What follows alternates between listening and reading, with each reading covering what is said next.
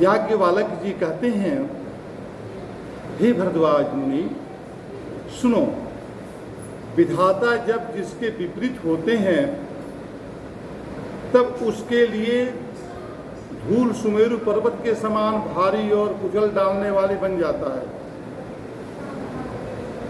पिता यमराज के समान कालरूप और रस्सी सांप के समान काट खाने वाली हो जाती है।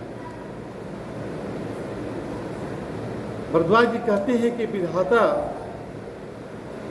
की कृपा से ही जीवन में सुख दुख लाभ हानि ये सब मिलता है।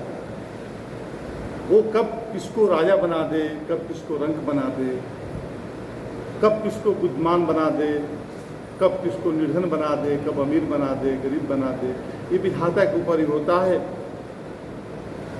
तो ये जब जिसके ऊपर विपरीत होता है, विपरीत कब होता है? विधाता विपरीत कब होता है? जब हम धर्म से रास्ते पर नहीं चल पाते, धर्म मार्ग पर नहीं चलते। हमें जीवन में हमेशा परमात्मा ने हमें विवेक दिया है, जिसके माध्यम से हम सदा ही धर्म मार्ग पर चलने के लिए अटल मन में दृढ़ विश्वास बना रहना चाहिए। यदि हम धर्म के मार्ग पथ पर नहीं चलते हैं तो ये धर्म जैसे हमारी रक्षा करता है वैसे ही धर्म हमको नष्ट कर देता है। इसलिए राम हुए, कृष्ण हुए, अन्य अनेक महापुरुष हुए धरती पर, उन्होंने धर्म का साथ दिया। अर्जुन धर्म पर था इसलिए कृष्ण धर्म के साथ दिए।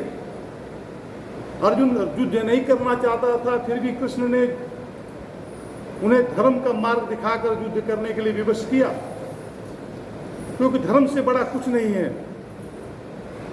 धर्म को हमेशा अपने जीवन में अपनाना चाहिए। सत्य बोलना, चोरी नहीं करना, किसी की निंदा नहीं करना, राग द्वेष से मुक्त होना, किसी को कोई अपहरण नहीं करना, आताताई नहीं बनना, ये सब धर्म के मार्ग पर होता है। आज भी कलयुग में भी ऐसा नहीं है कि हम सतयुग में की बातें हैं, द्वापर की बातें हैं, त्रेता की बातें हैं। कलयुग में भी अगर हम धर्म पर नहीं चलते हैं तो हमारे सामने वो दिखाई देता है। कुछ समय के लिए भले ही वो फलित पुष्पित होता हो, जीवन उसका जो है खूब महक रहा हो, चहक रहा हो, लेकिन हमारे देखते देखते वो जो है मिट्टी में मिल जाता है। इसलिए हमें धर्म का साथ कभी नहीं छोड़ना चाहिए जीवन में। इसी के लिए हमारा भक्ति जगाना है, भक्ति भाव जगाते हैं मन में, ज्ञान की प्राप्ति होती है, विवेक की जागृति करना होता है। तो ये धर्म को रक्षा करने के लिए बनाया गया है। तो यहाँ पर कुछ भरद्वाज मुनि यही बता रहे हैं कि विधाता के विपरीत जब हो जाते हैं तो जीवन नष्ट हो जाता है। आगे बताते हैं कि हे मुनि सुनो, समय पाकर वही राजा परिवार सहित रावण नामक राक्षस हुआ। जबकि राजा गलती नहीं था, लेकिन राजा को कपटी का संग मिल गया, जिस वजह से उसकी बात को मान लिया और उसके थ्रू जो है, उसके द्वारा वो कपटी जो है ये कार्य को कर डाला, जिसका प्रभाव ब्राह्मणों से श्राप मिला और ये एक हेतु बना, कारण बना। राम जन्म कर हेतु अनेका, परम विचित्र एक ते एक, परम विचित्र एक से एक राम की कथा है, का कारण है, राम का जन्म का प्रकट कारण है। उसमें एक कारण ये भानु प्रताप का भी है, जो राक्षस रूप में जो है, रावण रूप में वो जो श्राप मिलने से, रावणों को श्राप मिलने से वो रावण रूप में प्रकट हुआ। आगे बताते हैं, हे मुनि सुनो, समय पाकर वही राजा परिवार सहित रावण नामक राक्षस हुआ। उसके 10 सिर और 20 भुजाएं थी।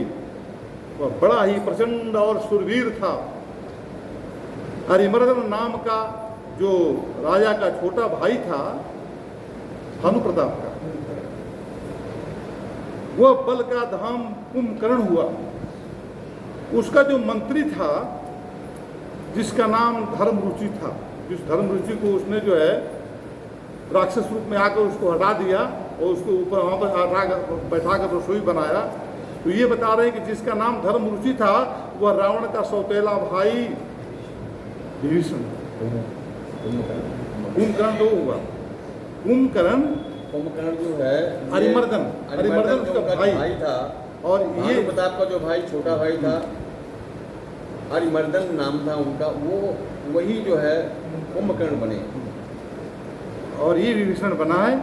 और तो उनके उस पुरोहित थे, जो है राजा के जो पुरोहित थे, बड़े धर्मार्थ थे, मंत्री नहीं थे, पुरोहित थे, उनको बोलते हैं पुरोहित थे, और वही जाकर के विभीषण बने हैं, क्योंकि भगवान वो भक्त थे, भगवान के पुरोहित जो है भगवान के भक्त थे जो है, लेकिन वो दूसरे के माध्यम से जो है, मतलब जो उनको ब्राह्मणों का श्राप लगा है, तो वही जो विभीषण जो है बना है। अगला तो बताते हैं कि वह विष्णु भक्त और ज्ञान विज्ञान का भंडार था जो विभीषण था, और जो राजा के पुत्र और सेवक थे वे सभी बड़े भयानक राक्षस हुए। उसका कुल ही खत्म हो गया, ब्राह्मण के श्राप से पूरा कुल ही भानु प्रताप का खत्म हो गया, और वही कुल जो है अन्य उसके बेटे पोते नाती ये सब बनकर जो है राक्षस रूप में वो प्रकट हुए। तो ये बताते हैं कि वे सब अनेकों जाति के मनमाना रूप धारण करने वाले दुष्ट, कुटिल, भयंकर, विवेक रहित, निर्दयी, हिंसक, पापी और संसार भर के दुख देने वाले हुए। उसके अंदर ये सब गुण आ गई। राक्षस के अंदर क्या क्या गुण होना चाहिए ये बता रहे हैं कि मनमाना रूप धारण करने वाला गुण होता है, मायावी होते हैं राक्षस, दुष्ट होते हैं, कुटिल होते हैं, भयंकर, विवेक रहित होते हैं, उनके पास विवेक नहीं होता। विवेक से ही हमें सत्य असत्य, धर्म अधर्म, न्याय अन्याय के निर्णय करने की शक्ति होती है, ये राक्षसों के पास नहीं होती है। वो विवेक रहित होते हैं, निर्दयी होते हैं, उनके पास दया, कुछ दया नाम की कोई चीज़ नहीं होती, हिंसक होते हैं, पापी होते हैं, और संसार भर को दुख देने वाले हुए। संसार को दुख देना उनका जो है कर्तव्य बन गया। आगे बताते हैं, अभी एक अगले का जो है अगला कार्यक्रम भजन एक होगा, आप सभी जो है